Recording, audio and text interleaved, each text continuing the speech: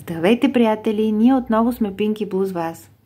Много се радваме, че отново и вие сте с нас и днес сме решили да си поговорим за животни. Обичате ли животните като нас? Ние много ги обичаме. Днес се сетихме да ви разкажем за най-бързите и за най-бавните животни в света. Избрали сме 3 много бързи и 3 много бавни животинки. Ще ви бъде ли интересно? Нека да започваме тогава. Най-бързите и най-бавните животни в света. И преди да ви покажем кои сме избрали ние, сещате ли се вие за някое бавно, защото ще започнем от тях, за някое бавно животно, което вие самите сте срещали, което се движи полека-лека и вие знаете, че то е доста бавно? Ние ще ви подскажем, но смятам, че и вие сами ще се сетите за охлюва. То е едно много симпатично животинче, но в същото време е доста бавен. Това не е лошо, просто това е неговия начин за придвижване и за живеене. Освен това, специфичното при него е, че си носи къщата на гърба си, ако можем да наречем черупката негова къща, защото той винаги може да се приюти в нея.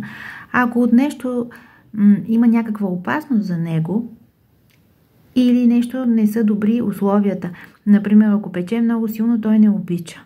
Той се прибира, изчаква да дойде някой дъжд и тогава сигурно и самите вие сте виждали колко много излизат всички охлюви навън.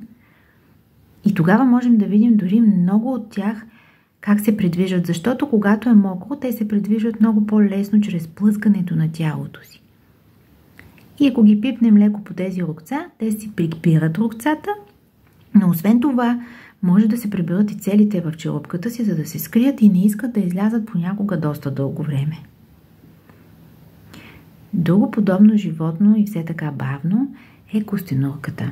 Костенурката също си има черупка на гърба си и също я използва, за да се защитава. Ако някоя нападне, тя ще си прибере краката, ръцете, главата вътре и това може да се нарече като нейния дом, който също носи на гърба си. Цялата къща е с нея и тя така се прибира и се защитава от нападатели, но в същото време може би е бавно да се придвижва с корубата на гърба си или по други причини тя също е най-бавното животно в света. Едно от най-бавните, но също е толкова симпатична. Никой не е казал, че е лошо да си бавен. Вие как мислите? Другото, последното, което сме избрали от най-бавните животни, това е... Можете ли да познаете?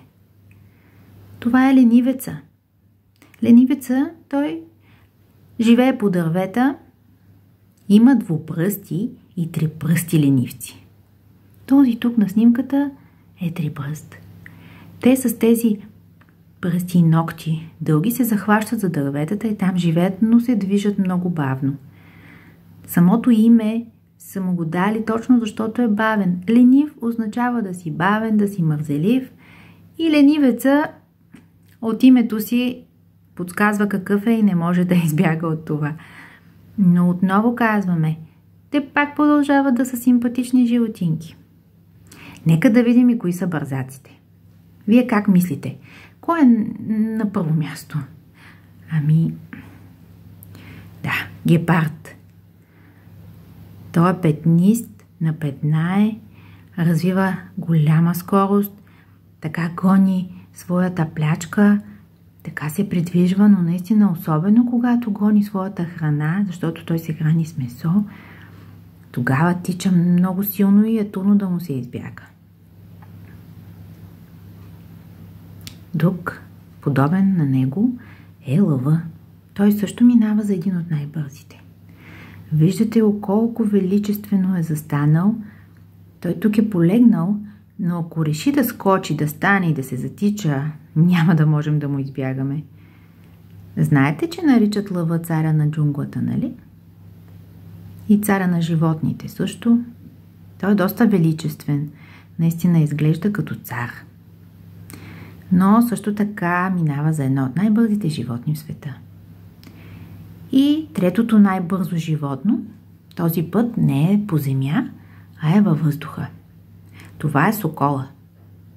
Сокола, както и други такива грабливи птици, защото те грабват плячката си и я отнасят, и затова ги наричаме грабливи, той е много бърз. Не е задължително да си на земята и да тичаш бързо, за да си бърз.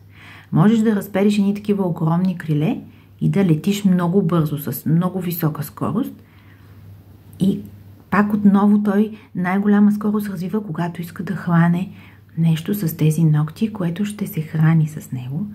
Тогава много бързо се спуска, много бързо хваща и има много здрави ногти, много здрав клюн. Това е неговия начин да си снабдява храна и начина му на живот. Това бяха нашите животни. А вие? Бързи или бавни сте? Вие от най-бързите или от най-бавните хора сте? Дори да сте бързи, дори да сте по-бавни, това сте вие. Всеки е различно бърз или бавен. Важното е да се харесвате и да се обичате. До скоро!